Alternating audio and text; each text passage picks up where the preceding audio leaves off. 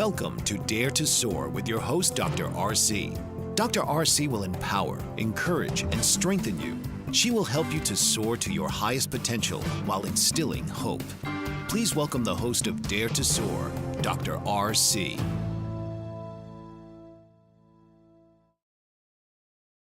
Good Saturday morning. Oh my gosh, I am so excited. I have a very special guest with me this morning, and she is going to impart some information that I want to forewarn you. You need to get your notebooks out, get those pens, that pencil. Go ahead and get that extra cup of coffee to relax yourself, wind yourself down so you can be fully engaged in this conversation by saying that, yes, this is Dare to Soar, and I am Dr. RC, your host.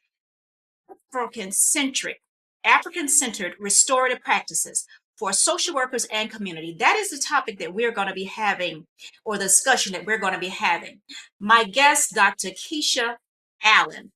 Let me tell you just a little bit about her, because she is filled with so much experience and a wealth of knowledge. She is a bold, unapologetic healer, speaker, strategist whose life's work centers on breaking generational cycles and building restorative systems that heal, empower, and liberate. Holding a doctorate of ministry in executive leadership and a master of science in restorative practices, she stands at the intersection of faith, justice, and transformation. As CEO of BFDI International Training Institute and founder of Kiesha Allen LLC, Dr. Allen has trained thousands nationwide in restorative justice, trauma-informed care, compassionate leadership, and Afro-centered healing. Her approach blends scholarly insight with lived experiences, turning pain into purpose and systems into sanctuaries.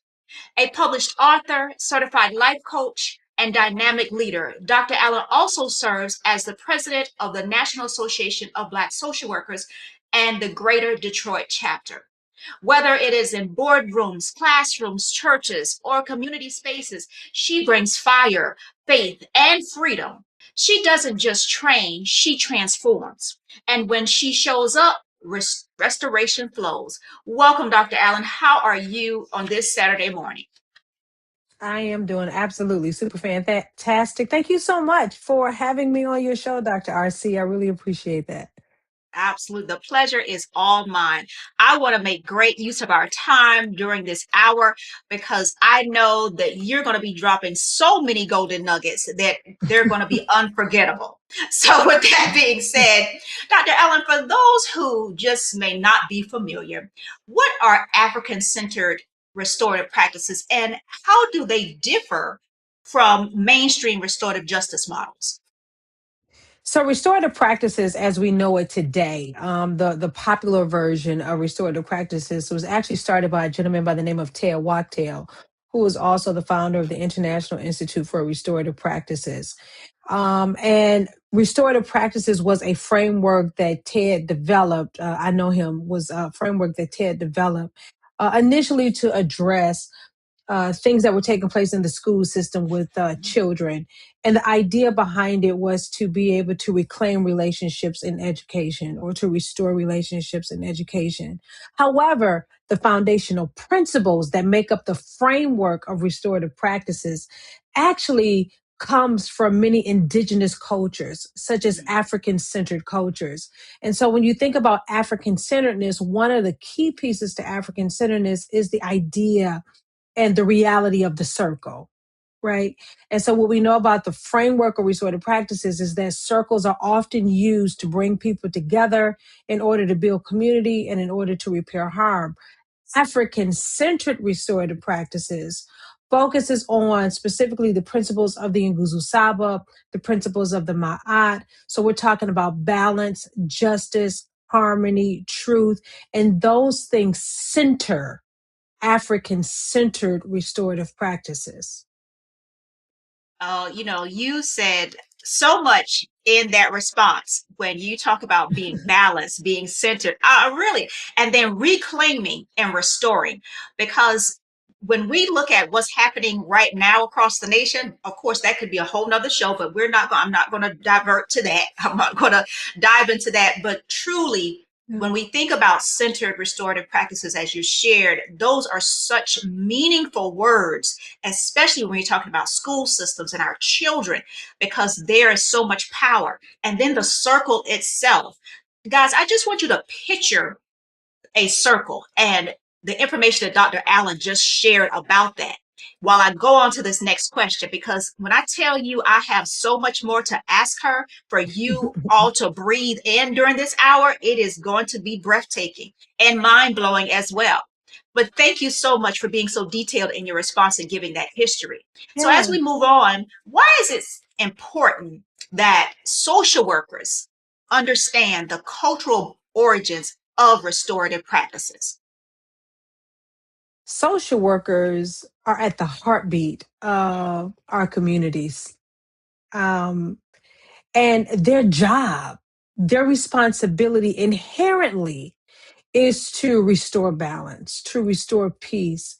Our work as social workers really does dive deep into going into what may be going on with this individual, this person, or this family. And what we know is that in order to really repair community, it has to start with the individual first. So it's very important for social workers to understand African-centered restorative practices, because it's not about only what's happening on the outside. Mhm. It's really about addressing what is on the inside first. And let me just say this in addition to that. We do so much in terms of helping others and helping people. Um, but you said in my bio, one of the things that we do is we help people to allow their pain to also be their medicine. And Mhm. so, as social workers are going out to help heal, they too must be healed in the process, right? They too have to be restored. They too have to be balanced. So, it's important for social workers, for us to know it Mhm. so that we can give out of a full cup and Mhm. not an empty one. Mhm. Now, I feel a PSA coming on, because especially when you've opened up with social workers are the heart. And if we can continuously say that, and say that, because as we're facing challenges right now, where there's a statement that social work is not a profession, I want you all to hold on to that. Think about that, and just think about the tip that Dr. Allen has just shared. I want you to hold on to that. It is time for a commercial break. Don't you dare go away. We will be right back. Dr. RC will share extraordinary resources and services that promote educational success, as well as making a difference in the lives of all social workers, as well as the lives of children, adolescents, and teens of today. She will have open discussions addressing many of the issues that we face about our youth, and how being employed in the uniquely skilled profession of social work for over 18 years has taught invaluable lessons through her personal experiences. She will also provide real-life facts, examples, and personal stories that will confirm that why serving as a child advocate is extremely beneficial when addressing the needs of the whole child. Listen live to Dare to Soar, Saturdays 10 a.m. Eastern, as Dr. RC will provide thought-provoking information that will empower, encourage, and strengthen students, families, and communities across our nation. You can also visit her at soarwithkatie.com.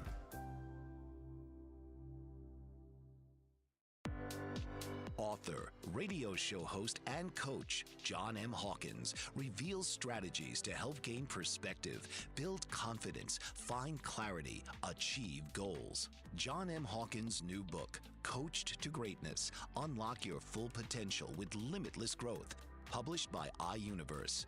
Hawkins reveals strategies to help readers accomplish more. He believes the book can coach them to greatness. Hawkins says that the best athletes get to the top of their sport with the help of coaches, mentors, and others. He shares guidance that helps readers reflect on what motivates them, rediscover and assess their core values, philosophies, and competencies, find settings that allow them to be the most productive, and track their progress towards accomplishing goals.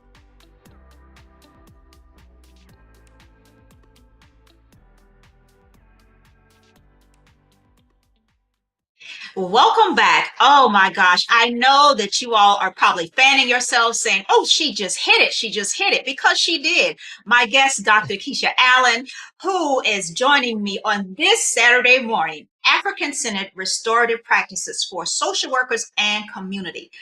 Did you get those nuggets that she just dropped for you? I want to make sure that you got them. I don't want to hold her up. Let's get back to it, Dr. Allen. So my next question for you Yes. is this. How does African-centered philosophy shape our understanding of harm, accountability, and healing? Yeah, it's interesting because Bishop Desmond Tutu was really into restorative practices, retributive justice.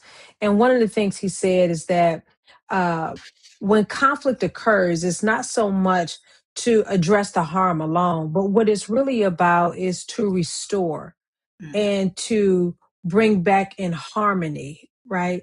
And so when we think about restorative practices, specifically African centered restorative practices, I want you to think about the society that we live in. We live in a society where we are accustomed to our conflict being stolen. And mhm, what I mean by our conflict being stolen is we have a justice system. In that justice system, you have a lawyer who speaks on your behalf. You have jurors who make decisions about your future. You have a judge who uses the law to impose sentences. What restorative practices is really about is allowing those who own the harm to remain owners of that harm. So actually bringing offenders and victims together to mhm, be able to converse in their own conflict and to decide what the outcome of that will be.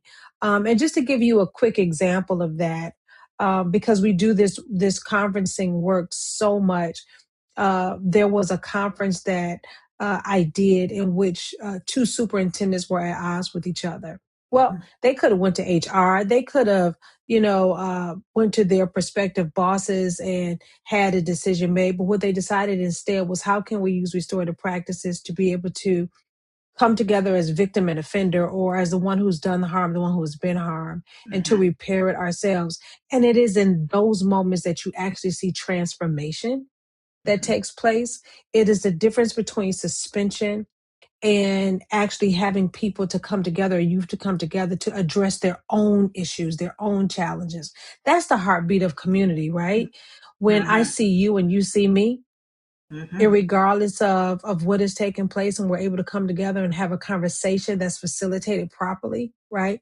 So that's what we do. We create the right conditions for conversations to take place that are brave, that are safe, and that allows healing to be restored.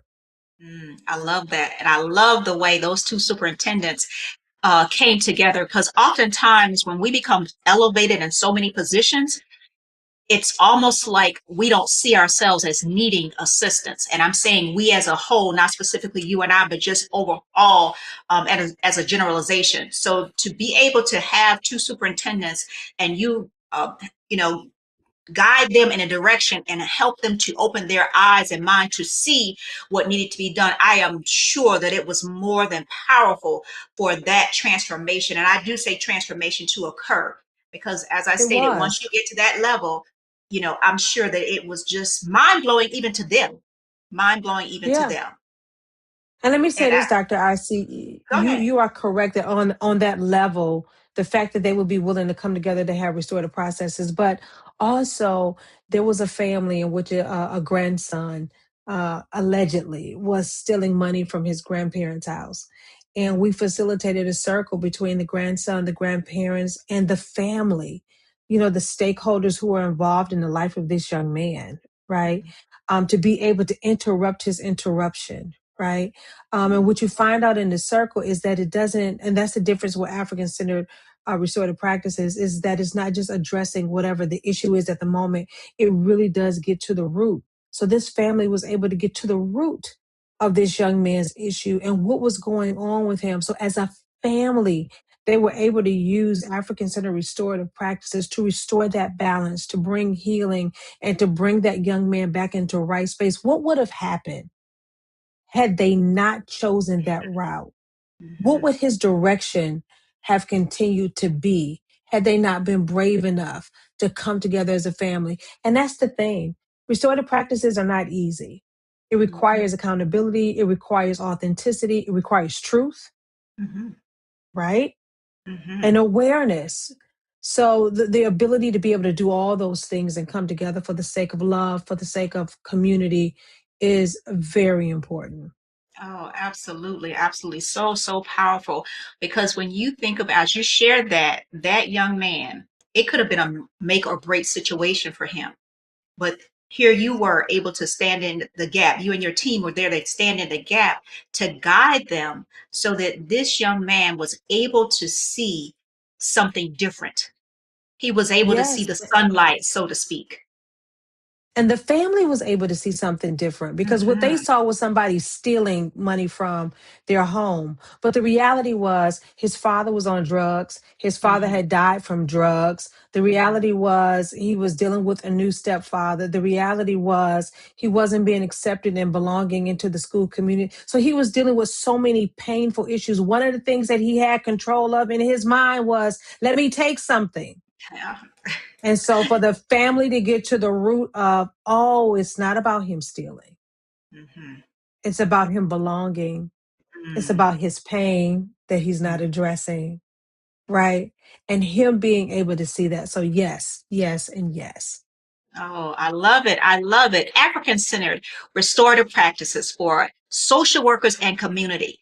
I did not promise you a powerful conversation that you would not be able to forget. I know those notebooks are turning, those pages are flipping. Did you get that coffee? I know it's going to be a time for another break, but I do have a burning question as we move on to ask Dr. Allen. But I'm going to ask the question. And if we get into it, guys, it's okay. I knew it was coming. I knew it was coming. So I'm going to hold that until after the commercial break. As I said, she's dropping nuggets. And just think, we just got started. Hey, it's time for a commercial break, but don't go away. We will be right back. Did you know that your beliefs create your entire reality, but it's the subconscious beliefs that do most of the creating? Belief shifter and life coach Shiraz can help you identify those limiting beliefs and eliminate them, often in a single session. Like it was almost instant, like I had relief right away. Creating better health, relationships, careers, and finances. Let Shiraz help you step out of safety and into awareness. Definitely something's happening. It's like a flow inside. It feels good. Whether in person or online, Shiraz provides personal coaching, belief shifting. Visit Shiraz at energeticmagic.com or call 416-529-7429. Energetic Magic. Find your greater happiness. Be well. Be aware. Be magical.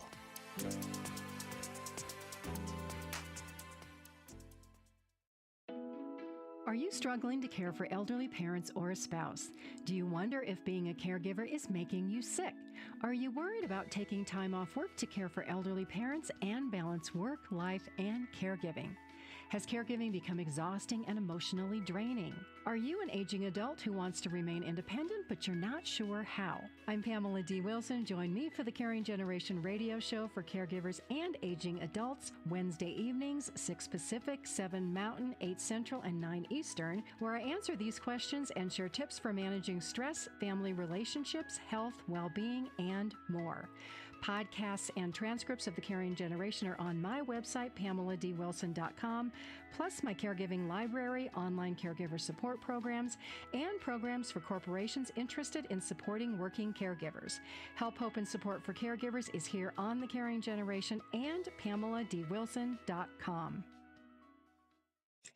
Good Saturday morning once again. Oh, yes, this is Dare to Soar. And of course, I am Dr. RC. We are having such a fantastic conversation this morning. Dr. Allen is dropping those golden nuggets. No, let me say, she's dropping platinum. She is dropping platinum this morning as we speak about African-centered restorative practices for social workers and community.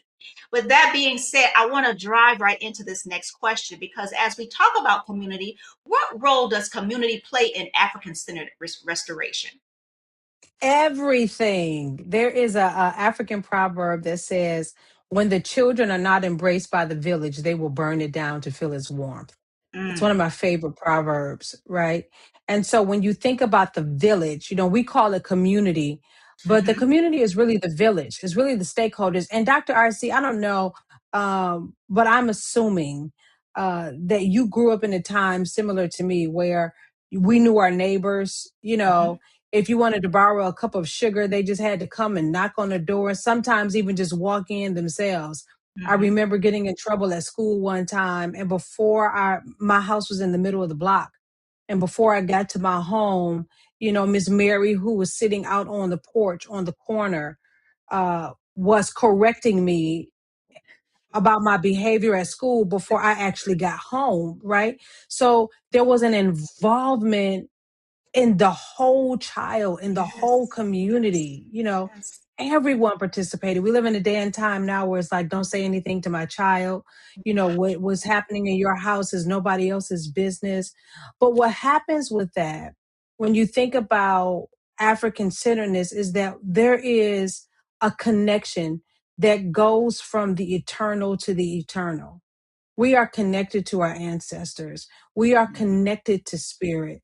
And so for us to be so disconnected in this human earth right now, it doesn't serve us. It doesn't serve our children. We were born to be connected. We were created to be a village. Every piece of the puzzle matters.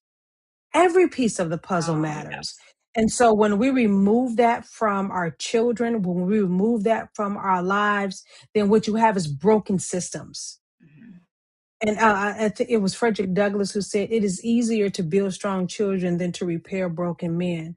Well, part of that building strong children is the involvement and the participation of the community. I call it the village, right? It is true. It is not cliche. It does take a village to raise the child. Um, just really quickly, a story. There was this church that I used to attend, Dr. RC. Long story short, there were young girls in the church who were getting pregnant. And so the pastor wanted to do something to help these young girls to stop getting pregnant. So one of the young girls, he called her up to the pulpit, 3,000 people in the church. And he said to her, you have to apologize to God. You have to apologize to this church. You have to apologize to me. It was an ugly situation. Tears that could fill a river. Long story short, he ended with the next person who gets pregnant in this church is going to have to go through the same process. And I remember being mortified as a teenager watching this going on. The very next person who got pregnant was his daughter. Did she go through the same process? Absolutely not. He surrounded her with so much love, forgiveness. And so when we think about community, when I see you as you see me, when there's no such thing as a single mother. In the African community, there's no such thing as a single mother because your child is my child. How you treat mine is how you should treat yours. So the idea and the realization of the community is utterly important to social work and restorative practices. I love that. And as just to piggyback on what you just shared, just to make a well, really a comment when you shared um, about our timeline being connected. Yes, I'm from originally from Savannah, Georgia, and growing up, everyone on the in the neighborhood knew everyone on the street knew everyone. So when it was time to go outside, all of those things, and if you stepped out of place, as you shared, oh, Yes. most definitely, because I Yes. grew up with my grandparents, they were going to call her or my grandfather to let them know that I had stepped out of line. Now, the line that I thought about was really not a big deal because you're kids and you don't think about that. Yeah. But it's just that protective mode to ensure that safety was there. And I truly believe that that's Yes. something that we have lost so much of because, as you said, and it may not be intentional, but oftentimes individuals are defensive and don't want you to say anything to their children, but there has to be a sense of protection and growing that knowledge and letting them know that we are here to support you, not take anything away from you. So bringing Yeah. that home, I just had that reflective moment of thinking about everyone knowing everyone on in that area, on that street, etc. So that is definitely, but it goes into also my follow-up question that I was going to ask you about in your expertise. What happens when culture is removed from restorative work? And you did tap on that. and we can see that if it's removed, oh my gosh, we have an oh my gosh Yeah. moment. Really, we Yeah. truly, truly do.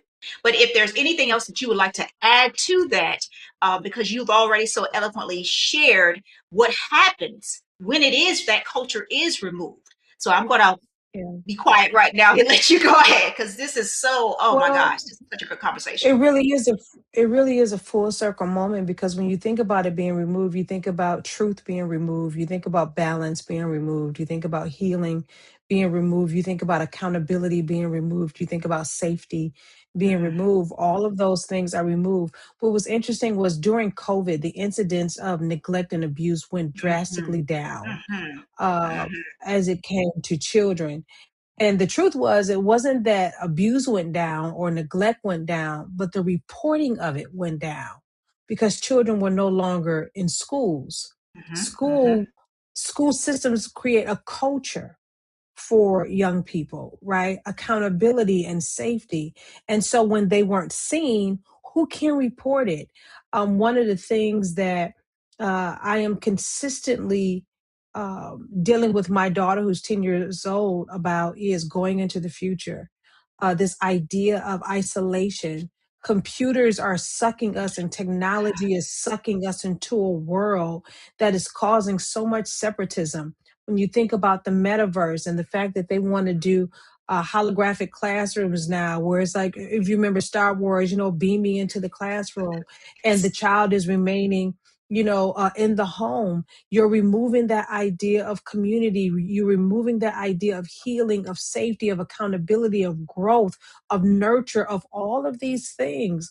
And so, even as social workers, we have to be mindful of the impact that mhm. technology plays on our mental health, on our cultural health, all of those things, and making sure that as a community, an African-centered community specifically, that we remain connected so that we can remain whole and healed and brave and safe and all of those other things, Dr. RC. Oh, and what a great way to go to a commercial. Are you getting these platinum nuggets that Dr. Allen is dropping this morning for you all? It is time for another commercial break. As I said, I promised you something powerful. I know that you're receiving this. Don't go away. We will be right back.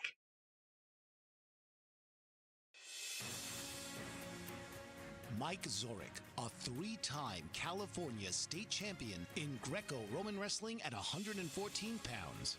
Mike, blind since birth, was born in Hartford, Connecticut. He was a six-time national placer, including 2 seconds, 2/3, and 2/4. He also won the Veterans Folk-Style Wrestling twice at 152 pounds. In all these tournaments, he was the only blind competitor. Nancy Zorek, a creative spirit whose talents have taken her to the stage and into galleries and exhibitions in several states. Her father, a commercial artist who shared his instruments with his daughter and helped her fine-tune her natural abilities, influenced her decision to follow in his footsteps. Ms. Zorek has enjoyed a fruitful career doing what she loves. Listen Saturday mornings at 12 Eastern for the Nancy and Mike Show for heartwarming stories and interesting talk. What if there were a super tiny device that could diagnose the brain and is smaller than a single human hair? What if you could see inside the brain to help an epilepsy patient during surgery or to help the fight against Parkinson's disease? Dr. Patricia Broderick is proud to announce the Broderick Probe, a biomedical and electronic breakthrough. Imagine a probe to help with the understanding and potential cure of brain-related diseases. To learn more, listen live to the Easy Sense radio show with host Dr. Broderick. And to help support the Broderick Foundation, please go to easysense.com and learn how, with your help, we can fight these horrific brain disorders. That's easysense.com to learn more and help support the Broderick Foundation.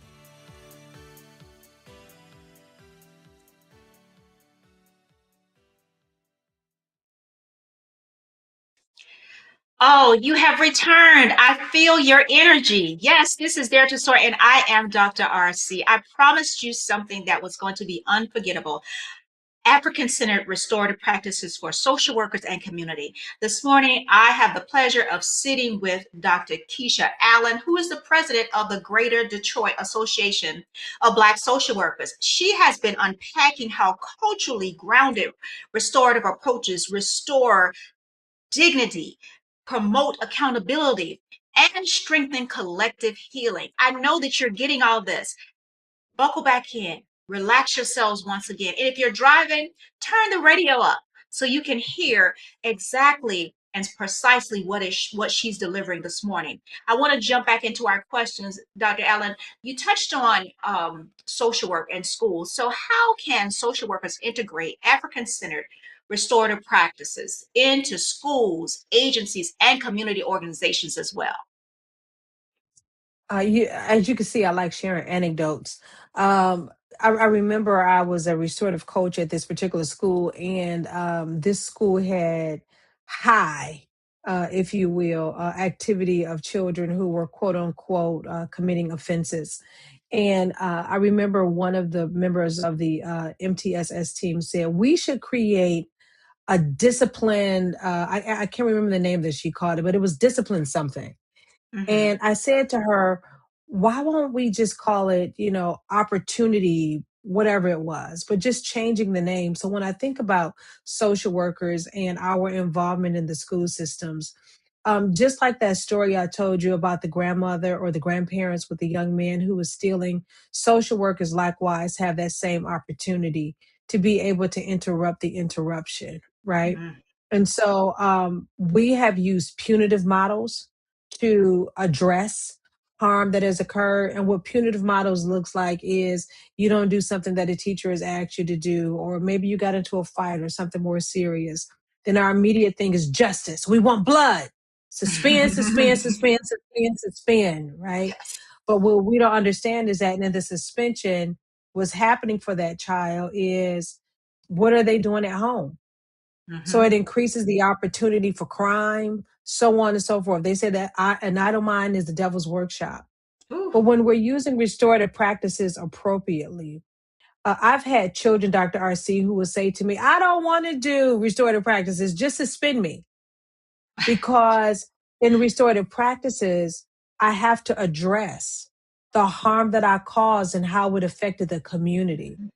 I have to take accountability for my behavior. Suspension steals that away from me. Mm-hmm. It Mm-hmm. just gives the adult the authority to say, hey, I feel like this is going to satisfy the punishment, as opposed to addressing what's going on the inside of that individual that caused the behavior in the first place. So social work is about addressing root systems. And so as social workers in the school systems, it allows us to be able to interrupt the interruption of what's going on with that child and put them back on the trajectory that they're meant to be on, right? Oh my goodness. I love it, love it, love it, love it. Because if many have not identified, when we talk about the profession of social work, we get to the core of what's going on. And it may not always be received as being liked, but it is necessary for the work to be done and the healing, as Dr. Allen has already been sharing. Restorative practice is about healing, it's about accountability, all of those things tied into one. So, with that being shared, oftentimes anytime work is being done, if you are introducing something or expanding, just as your colleague when you were working with said, well, let's do it this way, but you circle back around and brought something, you know to solidify the reason that you wanted to move forward in this direction. So anytime that's done, there are so many misconceptions. So, what is the misconception or some of the misconceptions about restorative justice that need to be challenged? Woo, we I know it's probably a should hot have question. I know it's started. a hot question. We probably should have started with that, because that's a show all by itself. Oh, yeah. Listen, restorative practices is a buzzword. It really, Hmm. really is. The practices themselves are not buzzwords, but restorative practices is a buzzword. So in Michigan, for example, where I'm from, in 2017, there was a law that was created that said children can no longer be suspended from school without something such as restorative practices being done. So the education system jumped on restorative practices and their idea of restorative practices. So much of my work is spent really truly educating people on what restorative practices actually are. I cannot tell you how many times I've gone into systems and they are doing restorative practices wrong, wrong, wrong, wrong, wrong. And the biggest myth, I won't get into all of them because time won't allow, but the biggest myth for restorative practices is that it is an alternative form of discipline. That the purpose of it is to, whenever a harm has occurred, to be able to address that harm. That's only 20% of it. Restorative practices is really about relationships and the science of relationships. And how do we do relationships well? How do we proactively build so that when it comes to a harm, because we are such a village, such a community, we are now able to address that harm more appropriately, right? I always use the idea of the cake. I'm not a baker, but I love to cook, but I don't bake well, Dr. RC. But in my trainings that I do, I say to people, when you put the ingredients into the bowl, what's the shape of the bowl? It's a circle. When you put the ingredients in initially, can you see the individual ingredients? Yes, you can. So what do you need to do in order to start mixing the ingredients? You got to stir. And how do you stir? You stir it circularly. What are you trying to do? You're trying to achieve some consistency. Once you achieve that consistency, can you then go back and separate out the original ingredients that you put in? And the answer is no. That once we have blended, then there is no disconnect from your destiny and mine. We are forever connected. And so it's the same thing of what we're talking about right now. With the biggest misconception of restorative practices is discipline. It's not discipline. It's about creating a community that is cohesive. And you do that through the proactive side, right? Through getting to know you. And what it does, Dr. RC, honestly, is it breaks down biases. It breaks down barriers. It breaks down misconceptions when we do restorative practices the right way. And I tell people all the time, who trains you matters. It is the difference between getting information versus transformation, right? So Yes. Did you all get that? Information versus transformation. It is time for another commercial break. Dr. Allen, the platinum nuggets are dropping like hot cakes. Guys, we will be back. We have a bit more to share. Author, radio show host, and coach John M. Hawkins reveals strategies to help gain perspective, build confidence, find clarity, achieve goals. John M. Hawkins' new book, Coached to Greatness, Unlock Your Full Potential with Limitless Growth, published by iUniverse. Hawkins reveals strategies to help readers accomplish more. He believes the book can coach them to greatness. Hawkins says that the best athletes get to the top of their sport with the help of coaches, mentors, and others. He shares guidance that helps readers reflect on what motivates them, rediscover and assess their core values, philosophies, and competencies, find settings that allow them to be the most productive, and track their progress towards accomplishing goals.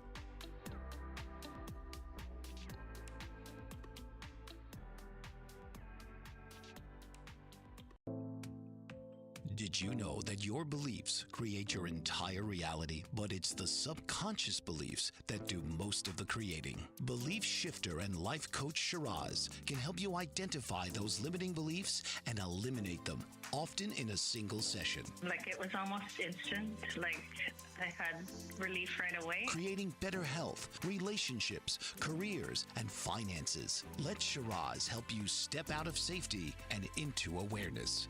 Definitely something's happening. It's like a flow inside. It feels good. Whether in person or online, Shiraz provides personal coaching, belief shifting. Visit Shiraz at energeticmagic.com or call 416-529-7429. Energetic Magic. Find your greater happiness. Be well. Be aware. Be magical.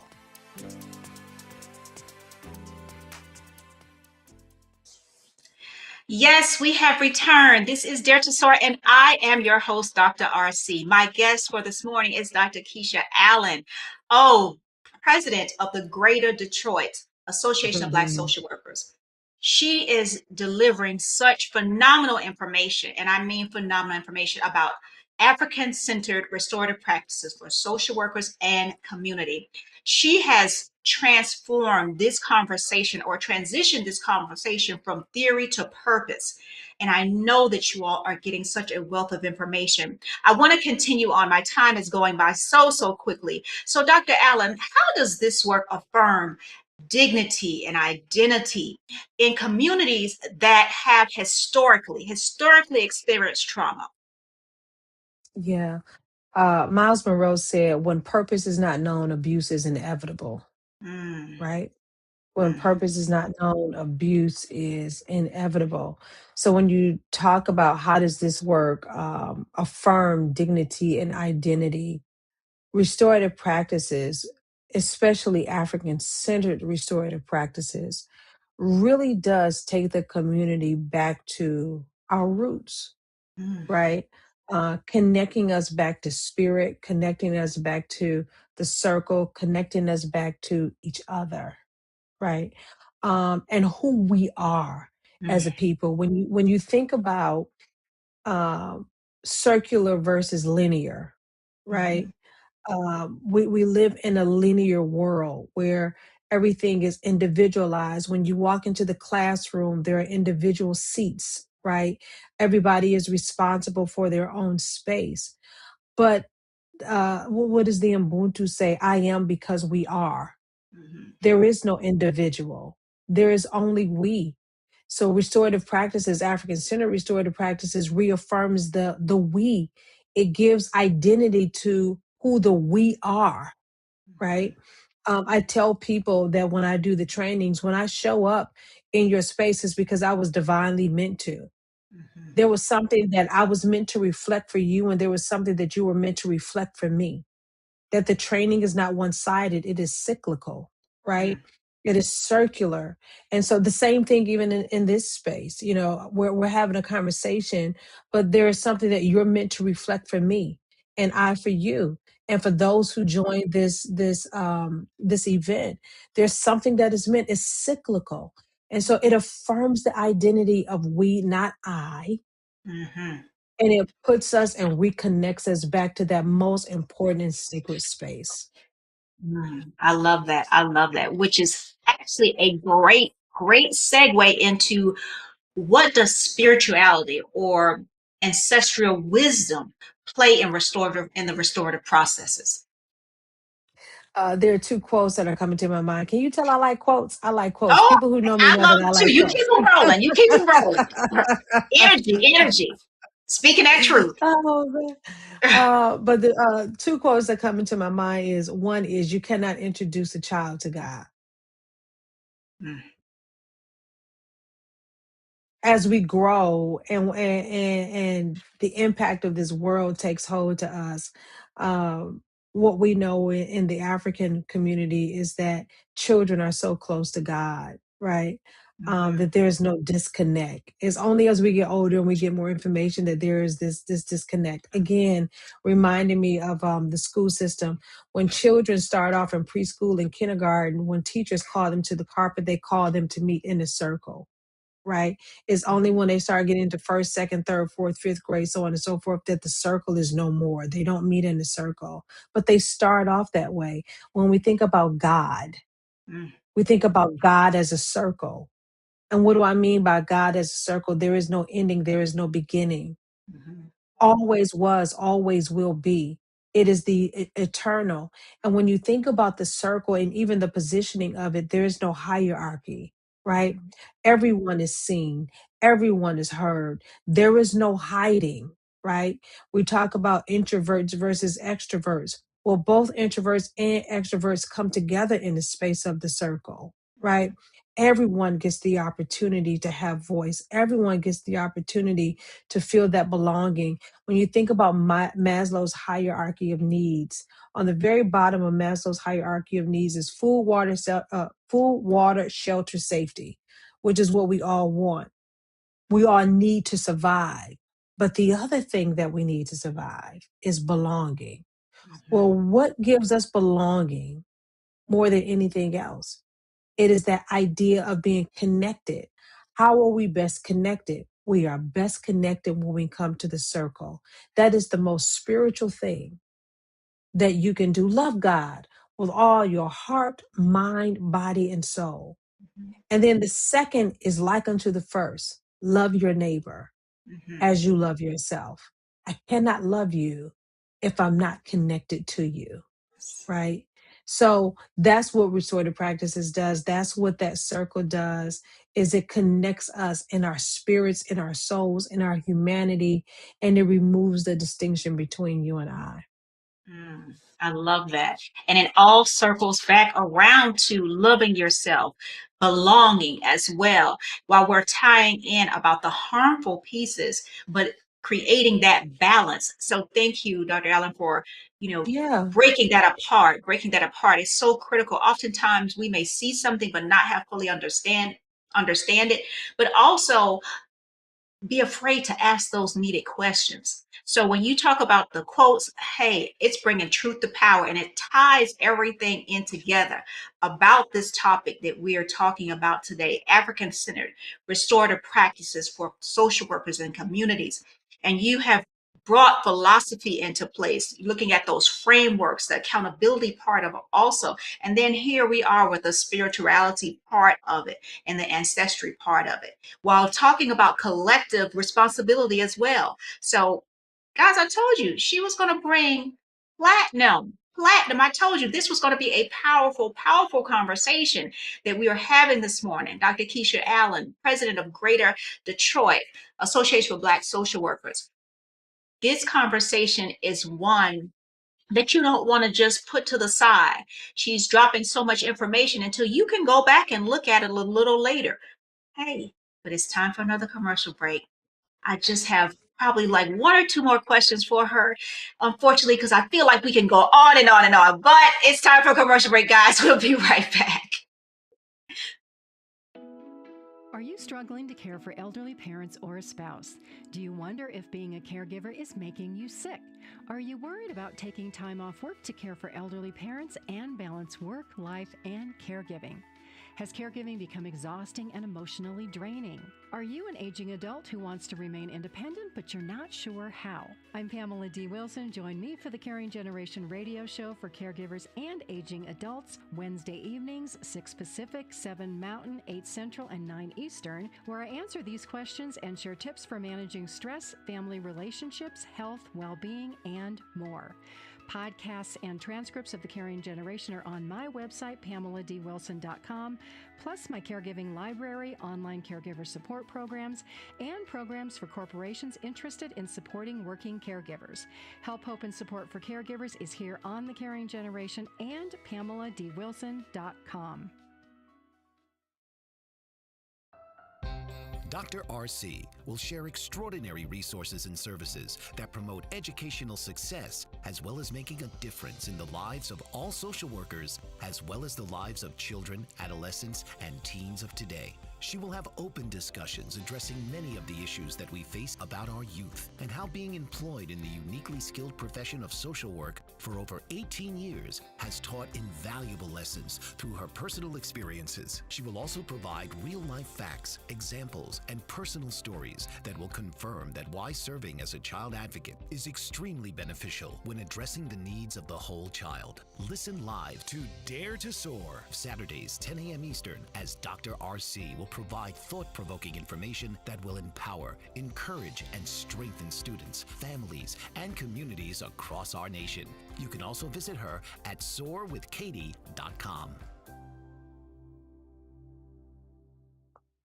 Welcome back once again. Yes, this is Dare to Soar, and I am Dr. RC. My guest this morning is Dr. Kiesha Allen. Our time is coming to a close, so I do have one question for you, Dr. Allen. After we have gone through the full discussion and you have shared and imparted knowledge, what does this mean specifically for Black social workers and leaders? what it means specifically for Black social workers and leaders, and even those who are of like professions. Restorative practices is not just for social workers, it's not just for educators, it is literally for everyone. One of the biggest mistakes that people make, Dr. RC, is approaching restorative practices from an implicit view, just Mm-hmm. doing it because they have an idea of what they think it's about. There's no better way to actually do restorative practices than to be trained explicitly in restorative practices. You know, there are things that are good to us, good for us, Dr. RC, but if we use them, we can do harm. I've Mm-hmm. seen restorative practices used in ways that causes harm. And the goal is to do no more harm. But Right. the way that you do no more harm is that you need to be trained in the practice. It is worth the investment. It is worth the time. I think for people who have been trained in the past, they need to be trained over and over and over and over again. We eat food every day to nurture our bodies, right? Restorative practices has to be approached the exact same way. So restorative practices for social workers, every social worker who's going into this field that is really a field and a profession, as part of that training, should also be trained in restorative practices, educated Mm-hmm. in restorative practices. I love It that. makes a Love that. difference. Yes, absolutely. Absolutely. Just like the profession itself. Thank you. So, if for individuals who may be interested in becoming a member, can you share a website with the listeners? Yeah. So for any individuals who is interested in becoming a member of the National Association of Black Social Workers, by all means, go to www.nabsw.org. That is N as in Nancy, A as in Apple, B as in boy, S as in Sam, W as in work, nabsw.org. For anyone who is interested in being trained in restorative practices, please visit us at our website, which is bfditraininginstitute.org. That's B as in boy, F as in Frank, D as in David, I as in igloo. Spell out traininginstitute.org. Fill out that form and someone will get back to you if you are interested in either your staff being trained in traditional restorative practices or African-centered restorative practices. And that was going to be my last question for you. So, thank you for going ahead and sharing that. Today's conversation reminds us that healing is not accidental, it's intentional, it's communal, and it's cultural as well. African-centered restorative practices are not a trend. They are a return of dignity, accountability, to return collective care. Dr. Allen, thank you so much for your wisdom, Thank your you. leadership, your commitment, the restorative rooted in culture. And to anyone tuned in today, if this conversation stretched you, inspired you, challenged you in any way, don't just watch it. I want you to share it as well. Start a dialogue about it also. Implement something, but be trained as the implement before the implementation occurs, because restoration begins when we decide that harm does not get the final word. Until next time, guys, keep daring to soar higher in your purpose, higher in your culture and community. And don't you ever, ever forget to never be afraid to elevate to new heights as you spread your wings and dare to soar. Have a great rest of your weekend. Thank you so much. And thank you again, Dr. Allen, for being my guest on this Thank Saturday. you. This has been Dare to Soar with your host, Dr. RC. Come take a ride and soar to your highest level possible each week on Dr. RC's Dare to Soar.